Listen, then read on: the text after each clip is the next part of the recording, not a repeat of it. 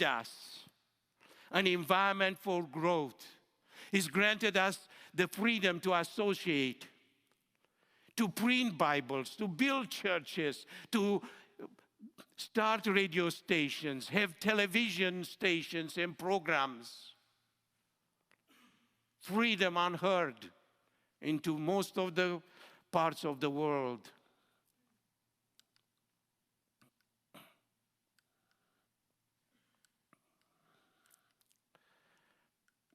I'm sorry,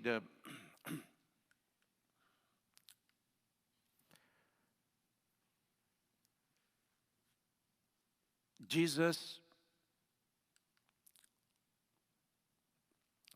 warned us, in the world you will have tribulation, but be of good cheer. I have overcome the world.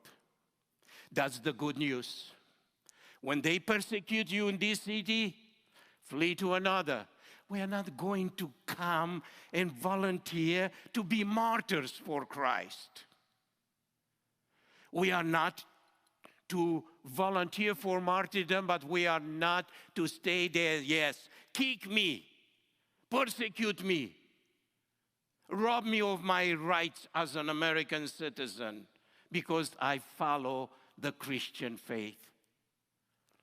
We need to do our best to stay alive and use all our freedom. When Paul was arrested and was beaten, he did not want to leave. He said, those magistrates who approved our arrest and this kind of treatment, we want them to come here. Look in this brief tour. In everything, commending ourselves as servants of God, in much endurance, in afflictions, in hardships, in distresses, in beatings, in imprisonments, in tumults, in labors, in sleeplessness, in hunger.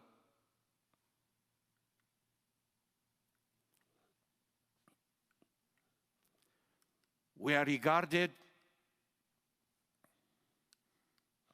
as deceivers and yet true, regarded as unknown yet well known, regarded as dying yet behold we live, regarded as punished yet not put to death, as sorrowful yet always rejoicing, as poor yet making many rich, as having nothing yet possessing all things. In his description, Paul reminds the believers, I have been on frequent journeys, in dangers from rivers, dangers from robbers, dangers from my countrymen, dangers from the Gentiles, dangers in the city, dangers in the wilderness, dangers on the sea, dangers among false brethren. I have been in labor, in hardship, through many sleepless nights, in hunger and in thirst, often without food, in cold and exposure. And in addition to that, the external things, there is that daily pressure on me, concern for all the churches. To the church in Philippi, Paul writes, to you it has been granted for Christ's sake, not only to believe in him, but also to suffer for him. If I care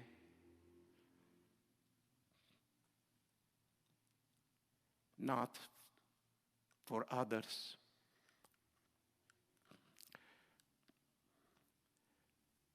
if anyone suffers as a Christian, he is not to be ashamed. Therefore, those who suffer, Peter says, according to the will of God, shall entrust their souls to a faithful Creator in doing what is right. We are not going to picket the churches and charge God with unfairness. We are not going to curse God and perish because we are suffering. We are being granted not only to believe in Jesus, but also to suffer for him. So we need to entrust our soul. If this is the only existence, Paul said, we're the most pitiful creatures on the planet. If we placed our faith in Jesus Christ just for this life, for this existence, whatever that may be, 2 years, 20 years, 90